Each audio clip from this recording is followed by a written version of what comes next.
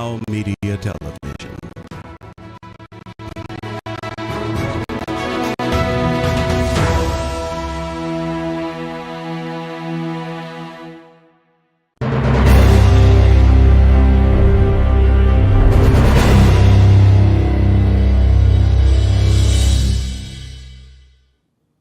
What should you do in a case of an active shooter or a mass shooting? Do you have those survival skills, a survival mindset? Stick around. We're going to be talking about active shooter, how to identify one, what to do in a case that you're faced with one. And of course, let's talk about survival. We're going to have Stephen Daniels here with us with the Houston Police Department. And also, we're going to be talking about National Night Out. It's coming up October 4th. You want to know more information? Do you want to organize an event? Stick around here. This is Community Shield of the Houston Police Department, your friend, Officer Jesus Robles. HPD is working constantly to protect their citizens by not only patrolling the streets, but also through educational programs and community building initiatives. On this channel, we'll keep you informed about those efforts as well as share ways in which you can help us prevent crime.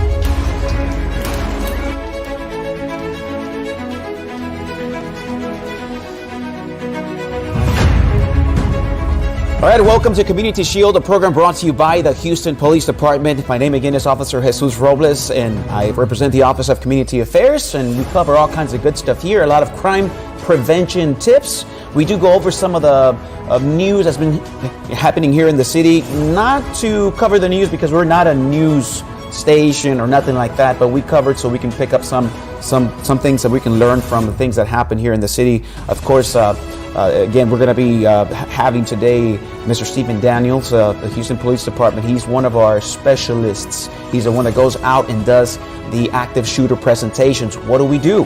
How do we react?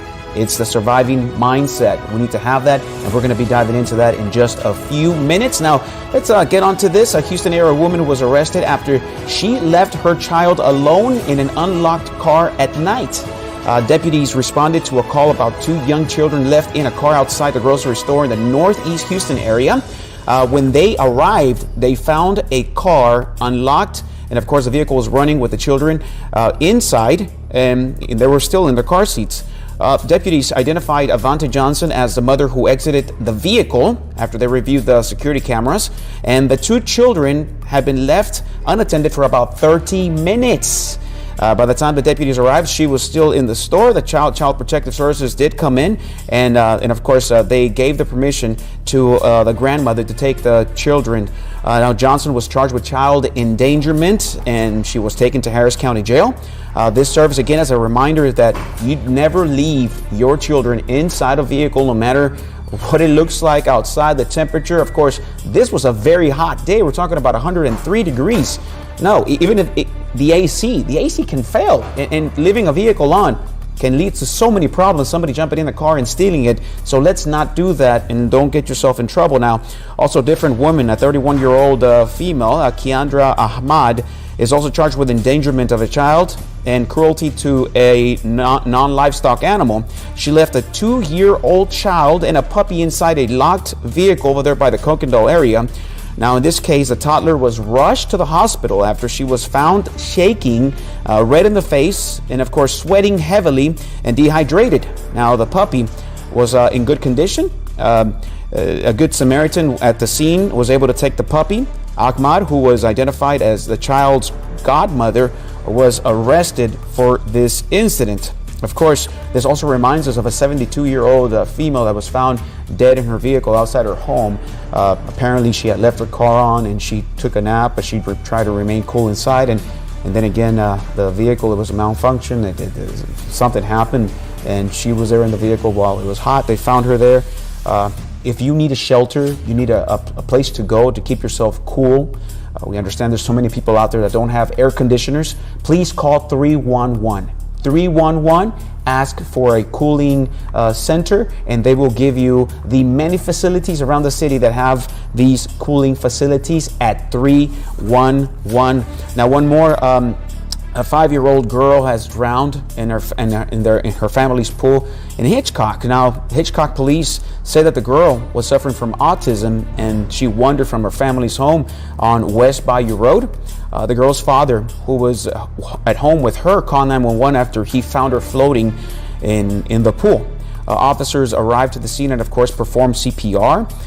She was taken by ambulance to the Houston Healthcare Mainland Center Hospital, where she was pronounced dead. Hitchcock Police Chief Wilman Smith says that the father was watching her, but stepped away for a few minutes and then came back. He couldn't find her and realized that she was now in the pool, floating. Again, it's an accident. It's a terrible, terrible accident to lose a child this way. Again, please pay attention to your kids when you're around the water, when you're around pool areas. So many people are going out having fun. It's hot out there. But again, let's really, really remain vigilant. This is a silent killer. It's not like the movies. You're not going to hear the splashing. You're not going to hear any of that. You're just not going to see the child breathing. So again, please pay attention. Now, let's go immediately with Mr. Stephen Daniels. He's part of our community outreach team. He's a specialist and he does a whole lot of work with active shooter. Stephen Daniels is here with us. How are you doing, sir? Oh, fine. Good morning. Welcome to Community Shield. Thank you. All right. So you do these active shooter presentations all over the city, sir. What made you get into this field of presentations of active shooter and all that? I stumbled into it.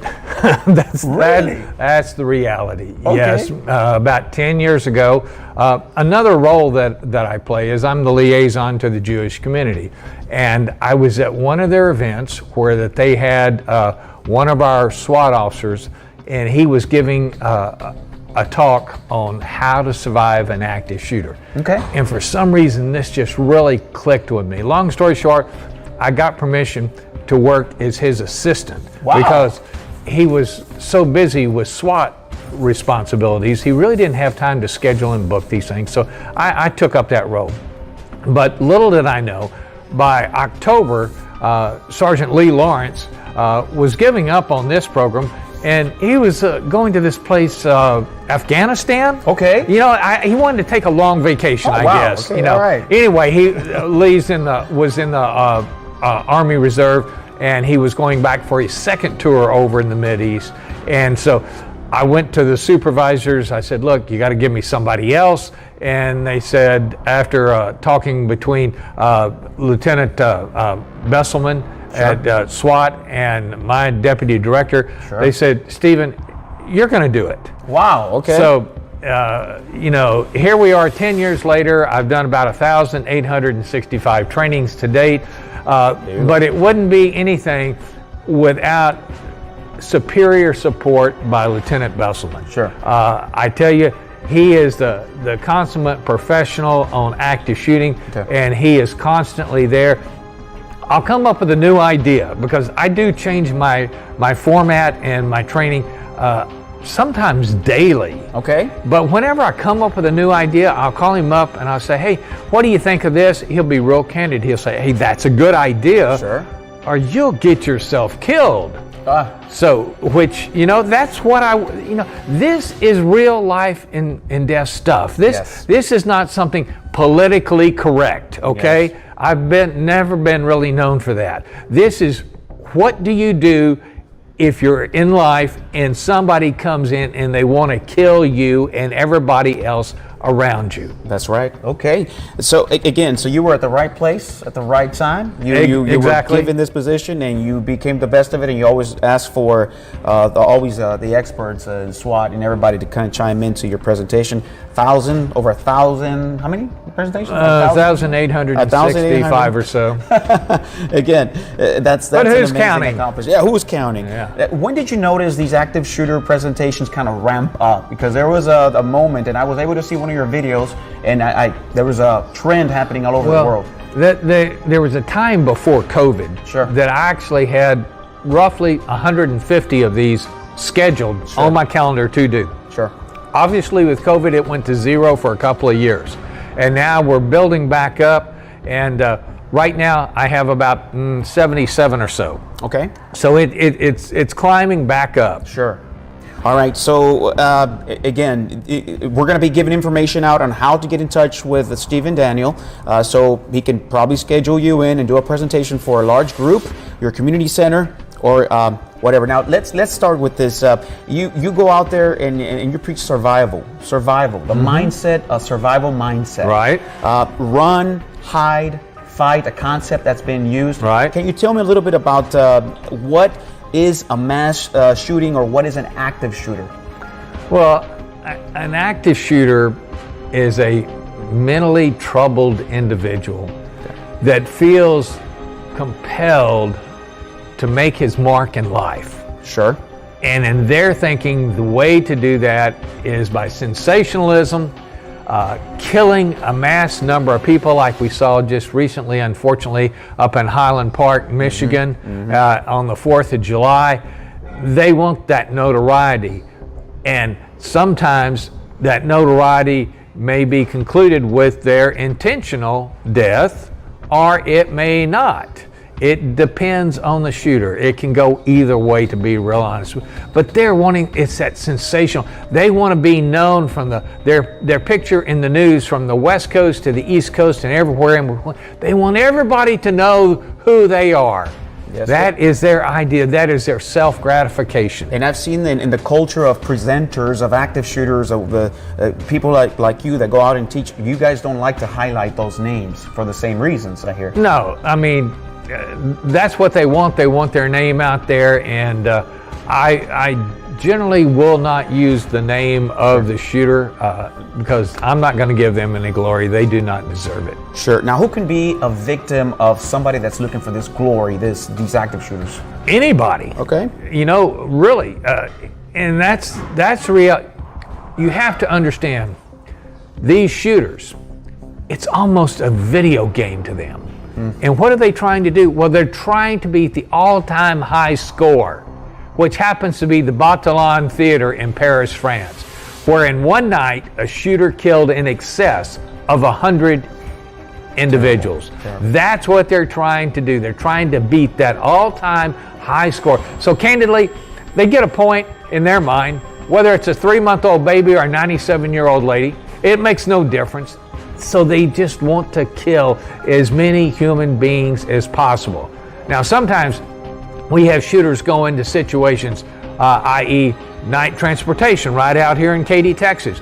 A couple years ago, we had a gentleman who got terminated, came back the next day, walked right past all his fellow employees that he'd been working with for a while, goes straight to the HR manager, shoots and kills HR, then takes his own life. That is not an active shooter.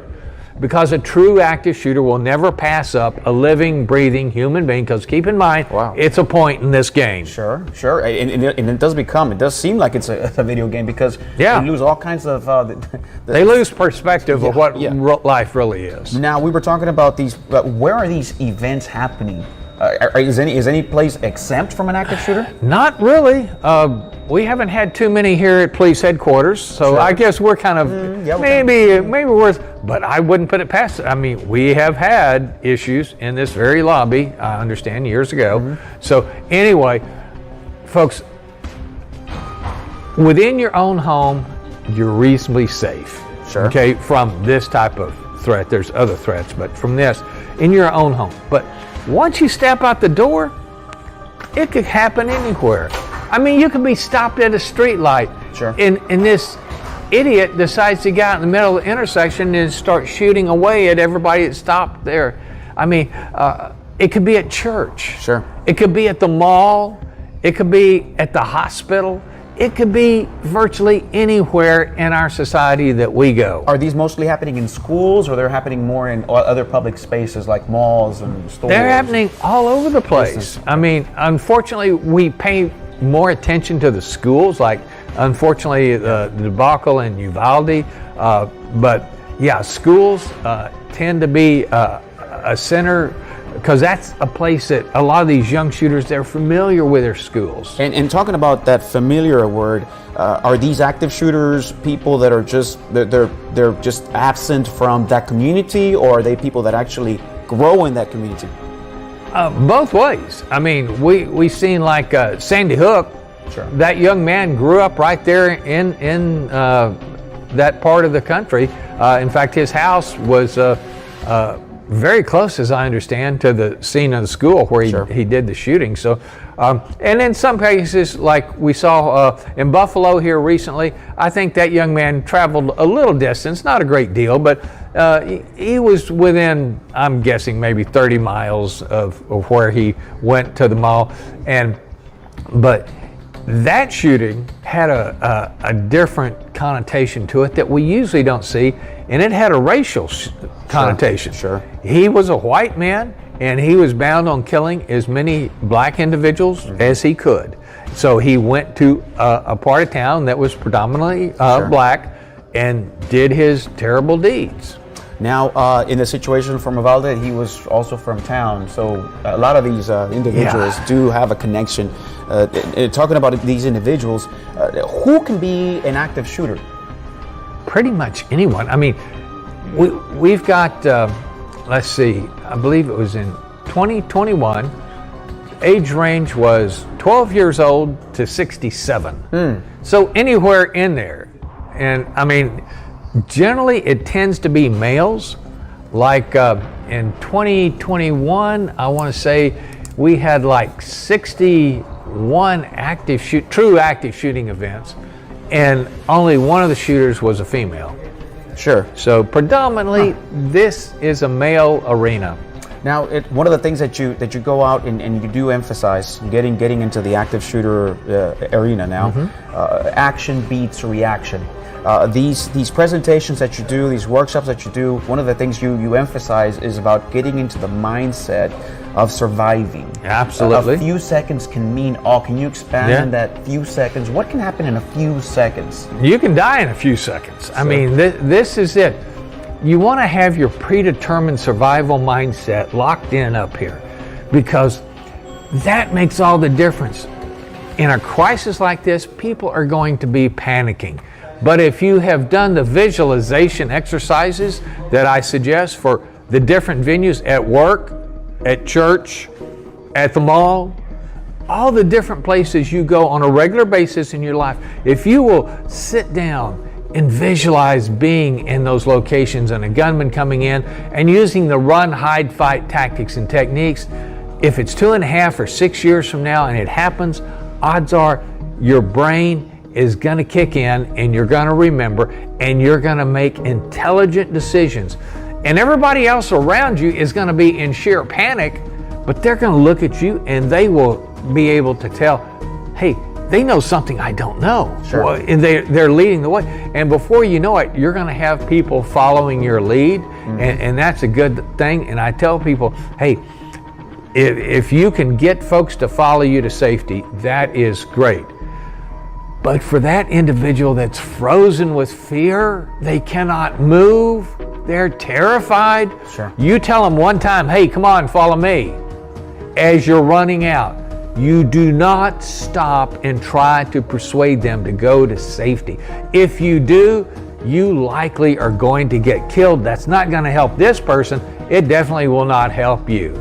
So get that survival mindset, get up, get out. People will follow your lead, I'm telling you. It's very important what he just said about taking the lead in these situations. There was a study done where there was a homeless man or somebody that was on the floor, just prone out. And people would just be walking by. This was a business center.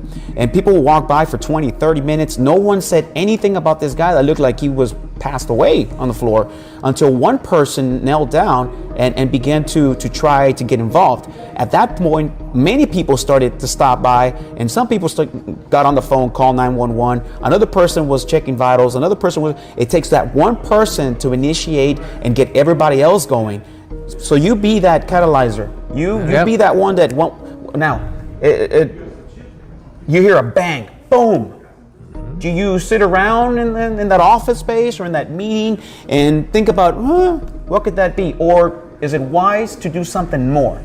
Any loud sound is a gunshot until proven otherwise. If you were wrong, so what? If you're right, that may give you the necessary 2 or 3 seconds to get up, and that 2 or 3 seconds literally could mean whether you live or die. It is that fundamental, folks. Having a survival mindset. Now, I want you to dive into the story for Christina Anderson. She was one of the 11 students that was in that school, the first classroom that got shot up by this suspect.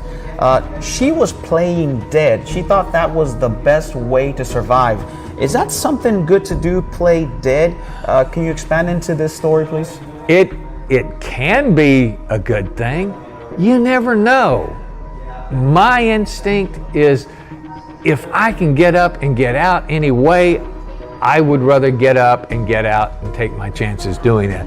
But certainly there have been active shooting events where people have done exactly that. They have laid down, they've played dead. In some cases, I know actually mothers have laid on top of children to protect the children.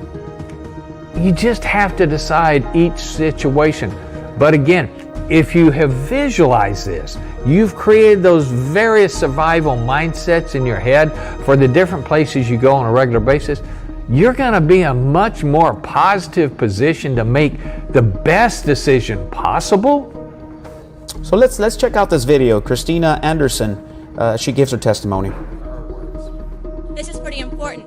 This day, I ended up sitting in exactly the same seat I always did, in the back right-hand corner on the right side of the class. What we don't know is at this time, someone is downstairs and he's chaining all 3 doors shut. There's supposed to be desks there. Oh, you guys can see. We heard the first gunshots outside in the hallway, and my teacher, she opened the door. She immediately slammed it and she said, "Call 911." And the second that door closed, he walks in. He walks in shooting. There's absolutely no time. He goes to the other side of the classroom by the windows. He's holding 2 guns. He doesn't say anything. He just starts going down the rows of people. It's very quick. It's very loud. It's very scary. We had these very shitty desks. I get on the floor. I put my knees under the chair, my stomach on the seat, hands overhead, eyes are closed. As the shots keep going, and it's, like I said, very loud, I can tell it's getting closer and closer. And I'm telling myself, brace yourself, your turn is going to come. Now, I didn't know what that meant. I didn't think I was going to get shot, but I knew that something really serious was going on. And I knew for whatever reason that I should just play dead. He shoots me. The first time is in the back. And you'd be surprised, getting shot doesn't hurt that much because shock overtakes you, but it starts to burn and really kind of seep in, and that's when it gets really uncomfortable. It's not pleasant. He leaves the first time. He goes across the hall, and while he's gone, cell phones are ringing. People are coughing, and the smell of gunpowder has completely filled the room. Gunpowder is this really sticky, pungent, warm smell, and it just makes you very, very thirsty. He comes back. Now, this time, the shooting is more intermittent. It's slower because he's looking to see who's alive. I remember telling myself to stop breathing because I can feel my stomach hitting that chair, and I'm saying, stop, he can see that you're alive. The third and final time, he killed himself in front of our classroom. When the police broke in, the first thing the guy said was, "We have a lot of blacks in here." I didn't know what that meant, but when police sweep a crime scene, they have 30 seconds. If you're red, you're critically injured. If you're yellow, you'll live. Black means you're dead. In 9 minutes, he killed 11 of my classmates and my teacher. 32 people lost their lives that day. Such an amazing story.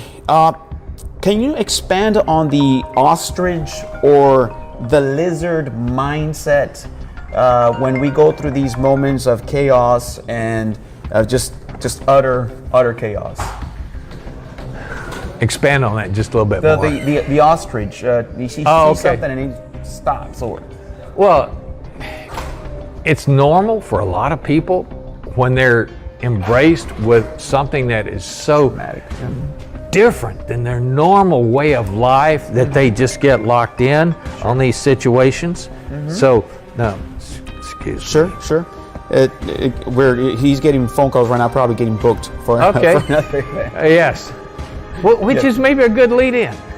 If you would like this training for your church, your business, your barbecue group, I don't care. Sure.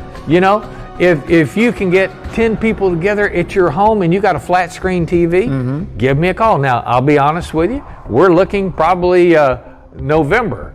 I've got quite a few on the calendar right now, but this training is absolutely free, courtesy of your Houston Police Department. That's right. So you can give me a call, and we're going to put the numbers up, I think, a little later, Yes, right? yes. Give me a call, and we'll get your group scheduled. Again, the more people we educate, the more lives we save, and which leads me right into what is the best part of my job is when I look at those statistics and I see the number 5. Because to date, in 10 years, I've got 5 individuals that have come back and said, Mr. Daniel, what you taught me saved my life when they started killing people all around me. Most recently, a lady attorney from Houston was out in Las Vegas at that terrible shooting. So the reality is, this stuff works in real life. Sure. And the more people we can educate, it just is logic, the more lives we're going to save. Run, hide, fight. Run, hide, fight. We're going to expand into those themes in a little bit more. Now, what's the best defense for an active shooter? It depends on each situation. You know, again, if you can get away, hey, that's a defense. Get up, get out, however you can. Now, let's talk about how you might run. Okay, if you're on the ground floor of a building, you're sitting at your desk working, and all of a sudden you hear shots, you get up, you look down the hallway, here's some guy down there shooting, dropping people, blood is just everywhere, and you go, when he looks that way, I'm going the opposite way. My question is, and this is where having a survival mindset with intelligent responses makes a difference. My question is, why would you go out into that hall and expose yourself? If he spins around the opposite direction, you don't have a chance. So my suggestion is, if you've thought through this, what you will do is get up and go to the window, open the window, and go out to safety. Now, if the window doesn't open, hopefully it's a window that you can break out and you can go to safety. Now, if you're on the second floor of the building, hey, open the window, go out, or break the window and go out. And look, you know, you younger guys, you're probably going to bounce right back, get up, and walk away. Some of us more experienced folks like myself, okay, we got a few years on us. We're probably going to twist the leg. We're going to probably get a little rehab for a couple of months going here. But let me tell you, that is so much better than getting shot through the head with that AK-47 this lunatic has. So you got to keep that in mind. But if you're on the third floor or higher, it's a different ball game, folks. You're not going to go diving out the windows. That's not smart. And you're not going to get on the elevator. If the door is open and you're on the elevator, you have no chance at all. Mm-hmm. Now understand, the fire department. Sure. They love their concrete fireproof stairwells. Yes, they do. But let me tell you, for an active shooter, it's nothing more than a vertical shooting gallery with the added benefit that if he misses, the ricochet off those concrete walls may kill you. So again, stay out of the stairwell. So what does that leave? You have to know all the hideouts. File rooms, copy rooms, restrooms, whatever the case may be. So if you're on the third floor or higher of a building, you need to really think about this. What are my options? Where could I go? What safe haven could I take advantage of? Now, some common characteristics of an active shooter. There was an FBI study. Some information was given out about some of the phases that these active shooters go through. Well, there's actually 5 different phases. Okay. Things that they step through. You know, number 1, they visualize themselves being this big authoritarian figure, this person in control, how grandiose, how great they're going to be. It's this troubled thinking that they do. And then they may prepare for this and buy the G.I. Joe garb, all that stuff. Yeah. They want to look strong and macho. Tactical uniforms. Tactical uniforms. Yeah. But if you remember, one of the earlier shootings, not the earliest, but one of the earlier shootings was Columbine. Sure. What did those young men do up there in Colorado?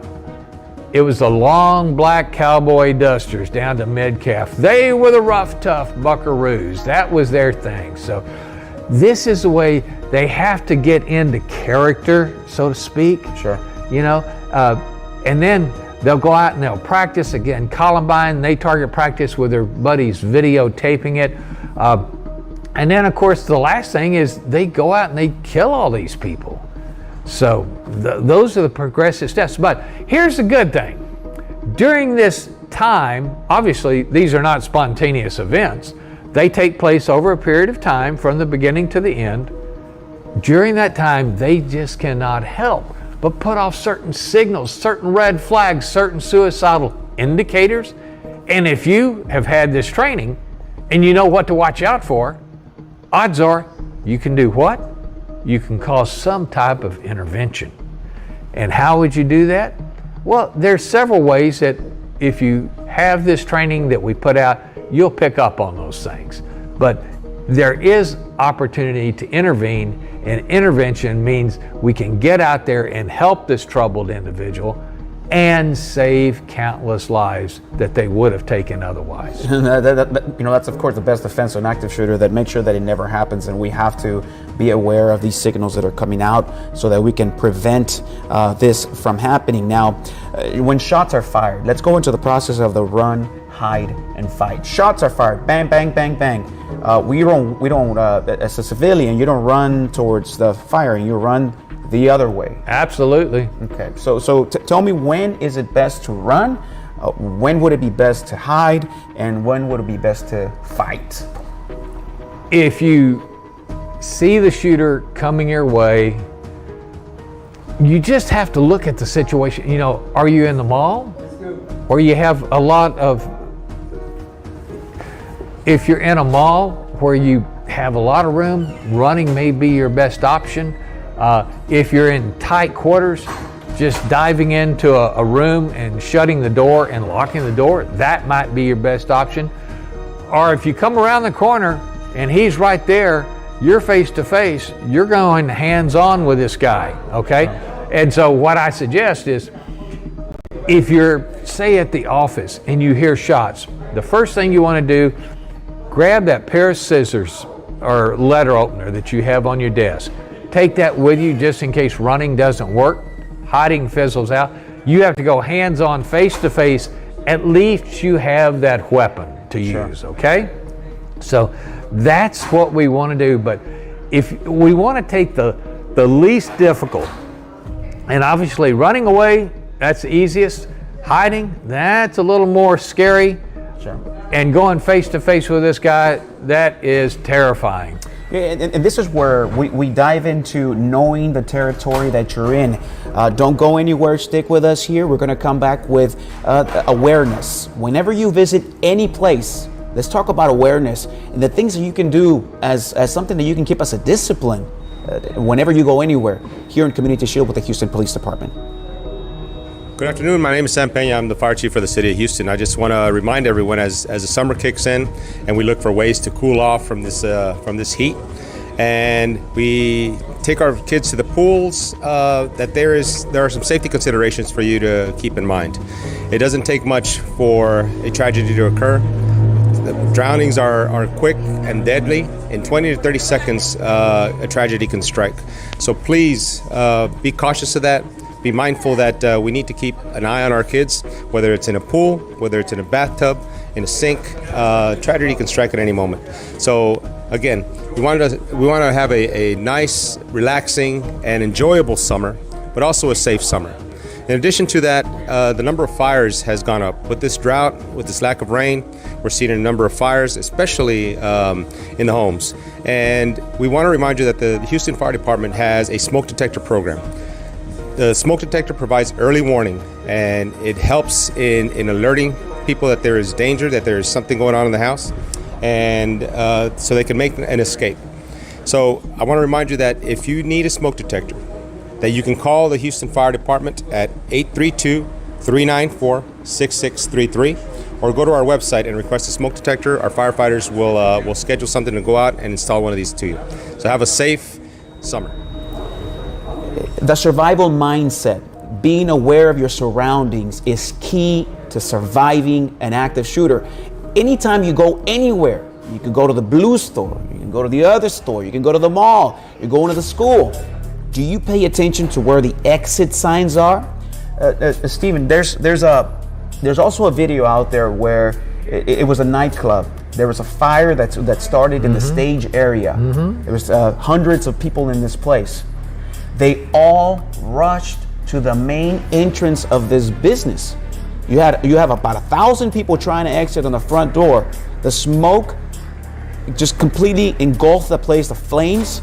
So people were trampling on each other because everybody was exiting through the same exit, not knowing that there was about 5 more exits with double doors in these establishments. How important is it as one of our first things to do wherever we go to be aware of where your exits are at in case something does happen, like simple fire? Absolutely. I mean, during a time of panic is not the time to figure this out. Let's say you're at the rodeo. You just got to your seat. Look around, figure out, hey, if something goes down, what are my options? Which ways can I go? And in that moment, you may have to make that critical decision, but if you've already thought, oh, I can go down this service corridor here, or I have an option of going out this door here and it takes me to the stairs outside, know what your options are. In a time of panic, you're not going to think clearly. You want to have these things already up here in your head. And this becomes a way of life. And I'll be real candid. There are some folks, they will never get it. Sure. You know, and I hate to say it, and I'm not going to call names, but I got people I know, they're never going to think like that. Sure. As much as I encourage them to do that, they will not think like that. But most of us do have the ability to program ourselves to think this way. When I go somewhere, I mean, it's like when we cross this intersection out here, do you actually look both ways before? We were taught that as little children in school. Right. You look both ways ways before you cross the street. But what do you see in downtown Houston? You see people crossing the street doing this. They have no idea if a semi is about to run the light and run them down. Just saw one yesterday. It was a full family. It was a complete family. Yep. Walking across this walkway. They assume that because there's a walkway, you're usually going to walk and the person's going to yield. But this vehicle was moving at a distance. They never turned to look at the vehicle that had stopped all of a sudden. Not even, no. We need to be aware. Awareness is our first line of defense whenever we visit anywhere. Know where your exit signs are at so you know which way to go. Not every exit is going to be through the front door. It could be through the backside of Walmart. It could be through the employee exit through the back. It could be through choose other places. Now, run, hide, and fight. Let's paint this picture with this video that the Houston Police Department prepared a couple of years ago. It's a little dated, but the information is still good. Check this out. It may feel like just another day at the office,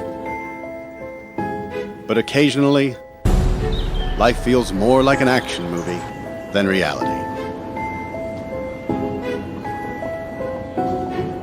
The authorities are working hard to protect you and to protect our public spaces.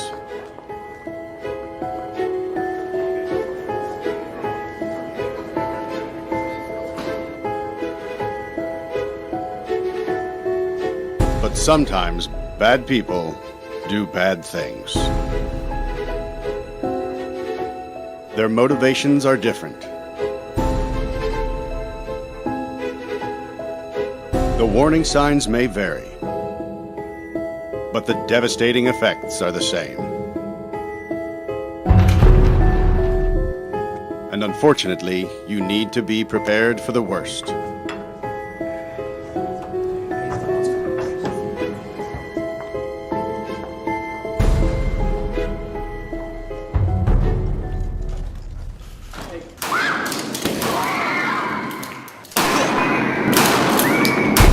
If you were ever to find yourself in the middle of an active shooter event, your survival may depend on whether or not you have a plan. The plan doesn't have to be complicated. There are 3 things you could do that make a difference. Run, hide, fight. First and foremost, if you can get out, do. Always try and escape or evacuate, even when others insist on staying. Encourage others to leave with you, but don't let them slow you down with indecision. Remember what's important, you, not your stuff. Leave your belongings behind and try to find a way to get out safely. Trying to get yourself out of harm's way needs to be your number one priority. Stop that guy! Stop that guy! Hey! Once you are out of the line of fire, try to prevent others from walking into the danger zone and call 911. Yes, sir. Answer to Washington. Over!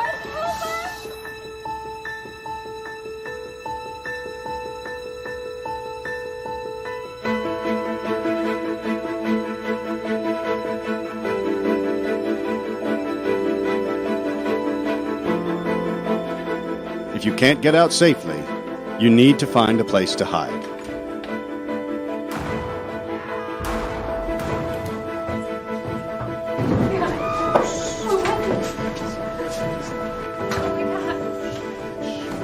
Act quickly and quietly.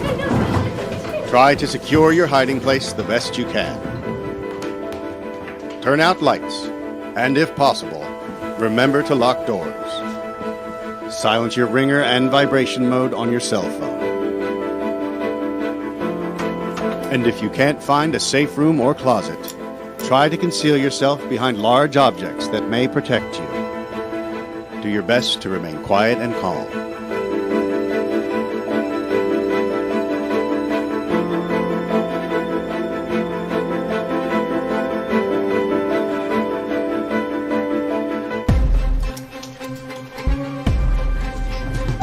As a last resort, if your life is at risk, whether you are alone or working together as a group, fight. Act with aggression. Improvise weapons. Disarm him. And commit to taking the shooter down, no matter what.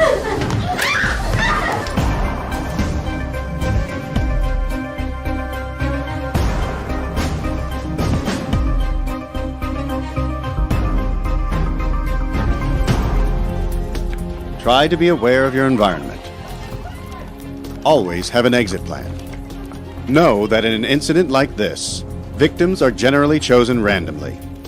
The event is unpredictable and may evolve quickly. The first responders on the scene are not there to evacuate or tend to the injured. They are well trained and are there to stop the shooter.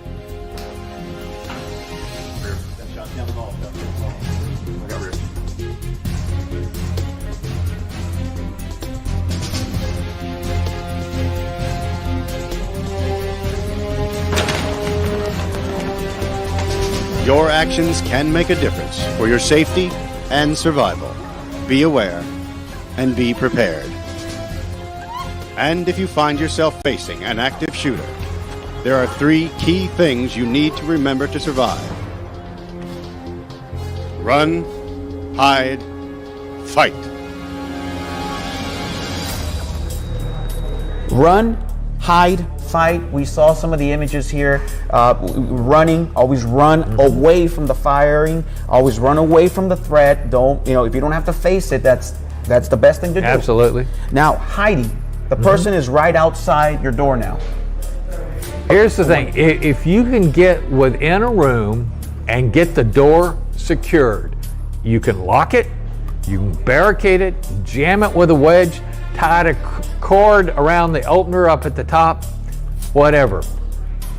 Based on experience, you pretty well have it made, but stand to the side of the door, because these shooters, they will shoot through that door out of frustration, but they will not generally take the time to sit there and focus on the lock and keep shooting till they can kick it in.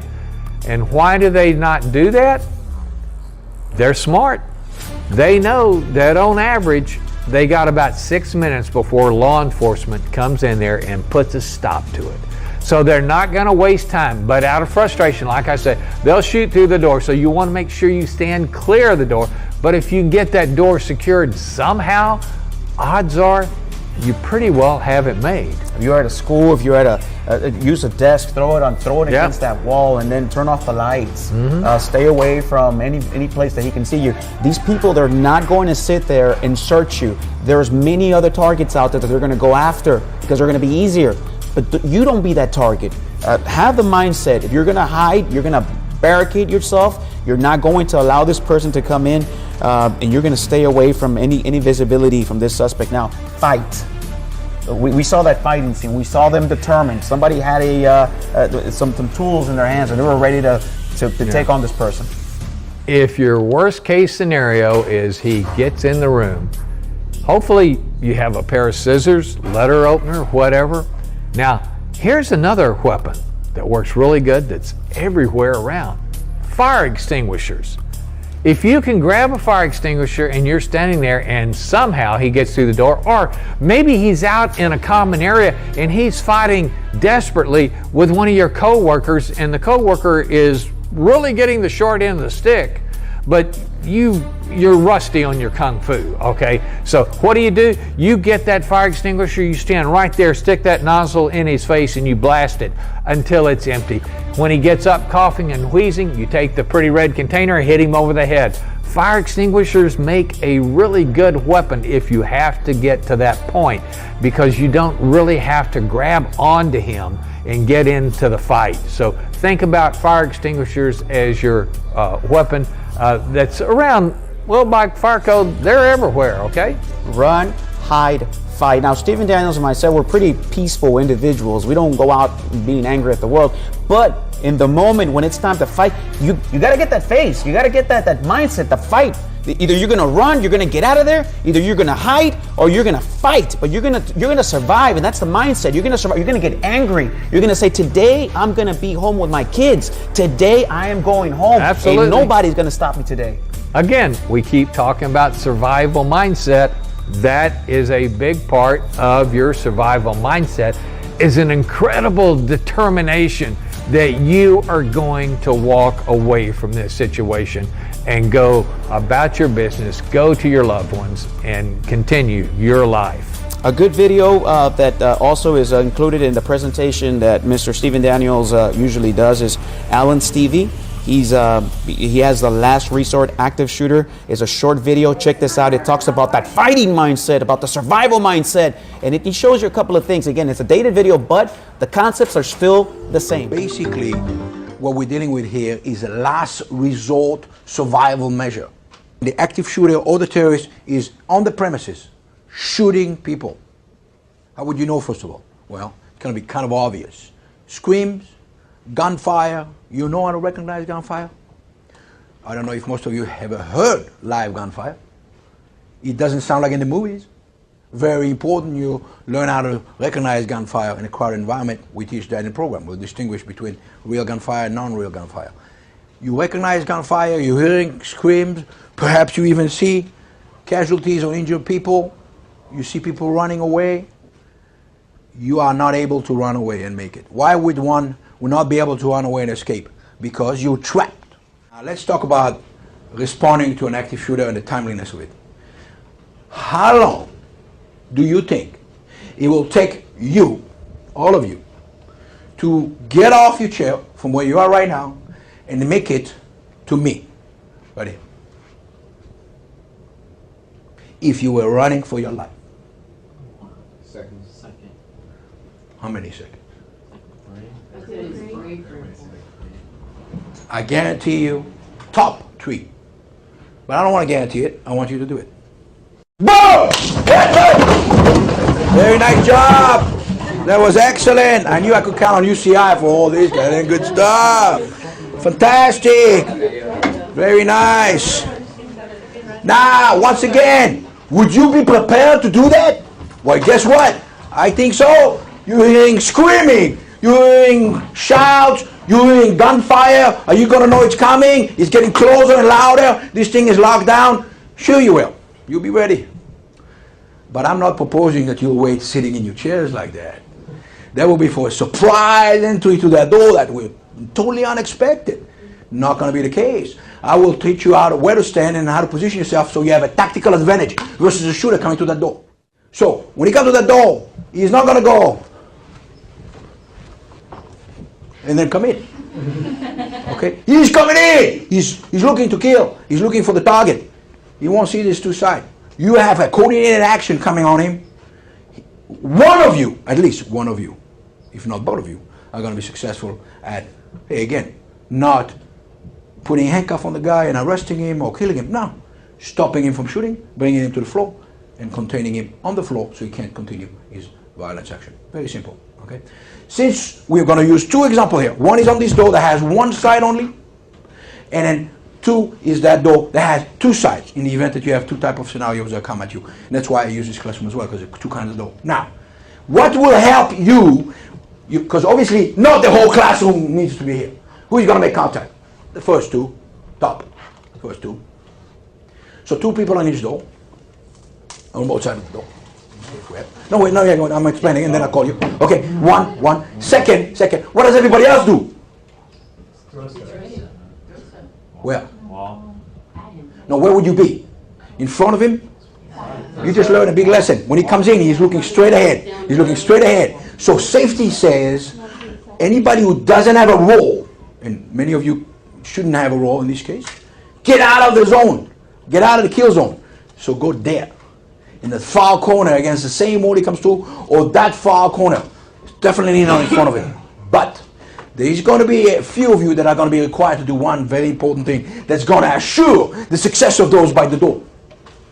And that's attracting his vision and attention on them by throwing object and running across the room in the opposite direction, if you can help it, than where the attackers, defenders are going to be positioned at. So if I'm coming here, you don't want me as a shooter to turn and look here, right?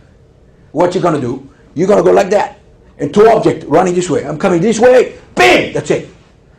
Now how much time do I have, honestly, when I come to that door? 1 second, baby. What? So we're talking, time has now shrunk significantly for the shooter to be able to be shooting effectively. So just practice with me one time the drill. Here, no, come here. One, and then you, right there. Good. What will help you a lot is actually push the knee here. Yeah, because that will collapse a lot easier than my entire body, especially if I'm strong. So just aim for the knee. You see that? That's right. Try one time. The knee, yeah. Oh yeah, much better. Nice job. Shots fired in the corridor. Shots fired in the corridor. Nice and safe. One,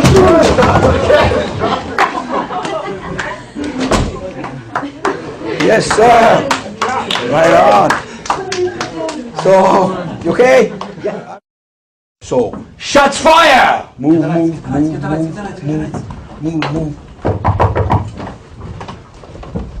One, two.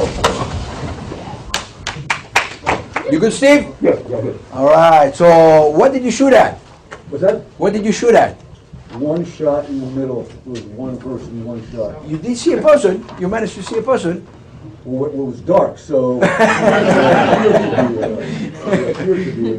All right. Now, did you notice that? Yes. Did that throw you off any? For sure, because I had to look around it. Right. For sure. Okay. That took away a potential target area. Right there. So my first response was to look for a target other than this. Other than this. So So it took you, what, a second and a half? For sure, it played into the Yoda. Of course. So it delayed me a second or two to look for another target. Maximum one shot, and I don't even know if it was a person. So we now cut down 2, maybe 3 shots from before with the handgun, with broad daylight, with one side surprise, to maximum 1 shot without knowing if it's even a target. That's a big improvement, right? Big improvement. Okay, one more time.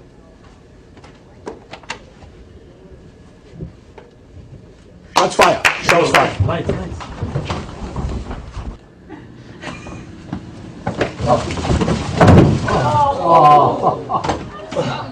All right. No martial art is involved. This is basic stuff. Football, tackle, wrestling. Overwhelm the target. Overwhelm the threat. This is with a machine gun, guys. If he had a box cutter, do you think he had better chances? I don't think so. Right? You have to do this with a box cutter to make a difference. No way. He always has to do that. No way. He can't even do one, barely one with a gun. Box cutter, no chance. This information is essential. Anybody out there get caught in the mall in a terrorist attack or any type of attack? Anybody get caught in the school? Essential. You know, get organized. 1, 2, get over here. Ready, ready. This is the game. That's the plan. Can you explain what I just taught you today in a shortened version to a bunch of people? Yes, of course you can. That's why I decided to bring this on to universities and schools. Why? Because it's an educational system. That's what we do. We educate. That's a perfect platform to educate the next generation in creating a safer society. Run, hide, or fight. Be ready for that. Be ready to survive. You're gonna survive. You're gonna make it out of this. You gotta get that in your head. You gotta have awareness of wherever you're at. Whenever you go to that store, whenever you go to that mall, whenever you go to that park, you're gonna look around and you're gonna see, if anything was to happen here, where would I go? Talk to your kids. But you as an adult, especially, just be aware of your surroundings. You gotta get that fight mindset. You got to get that survival mindset that you will make it today. You will not be a victim. You will live to tell the story. Survival mindset. Run, hide, or fight if you must. Now, if you want more information on how to get with Mr. Stephen Daniels, our community affairs phone line is available at 713-308-3200, 713-308-3200, 713-308-3200. Give them my direct line too. And the direct line is 713-308-3246. That's my desk line. And if I'm not there, leave me a voicemail. I'll get back to you just as quick as I can. But, you know, we're talking about a lot of essential elements of surviving an active shooter right now, but you need the whole picture. Yeah. So sign up for the training, get your church group, your work office, and have the training so that you have the benefit of everything that you need. And then you do the job, and your job, visualize, create your very survival mindset. You will be astounded at what the human brain can do if you train it properly. You train it. Be aware of your surroundings. Pay attention to the exit doors whenever you go.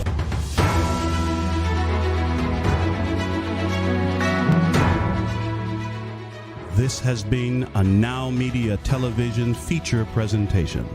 All rights reserved.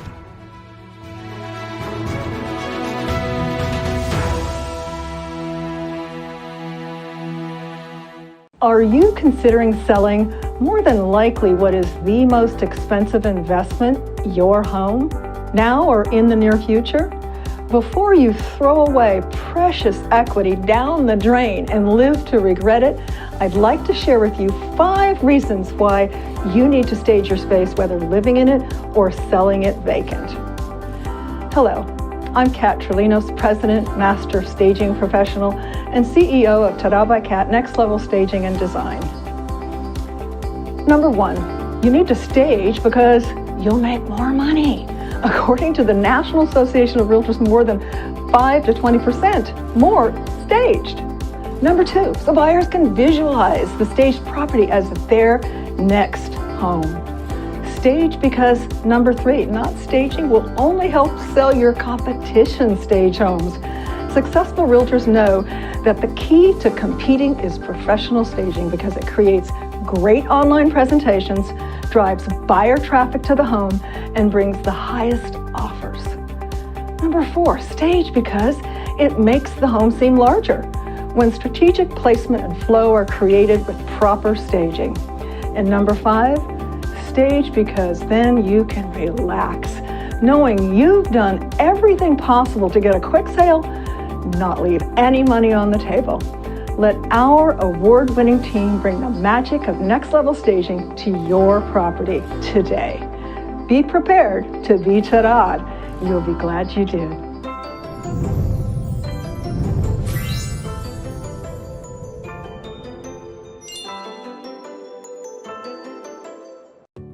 Hello, my name is Colleen Meagle and I'm an attorney. Let's talk business. Do you have a business that you want to buy or sell? It's crucial to get an attorney involved sooner rather than later in any sale process because the moment that documents are signed, your leverage goes right out the window. So make sure that you get what you really want and protect yourself in the process. So if you're looking to sell, let's talk.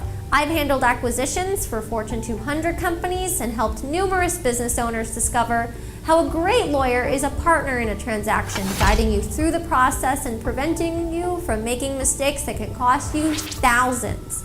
My goal is to provide my clients with focused, cost-effective, yet practical legal solutions. So let me help you with your legal needs. Call me today, 713-300-9662.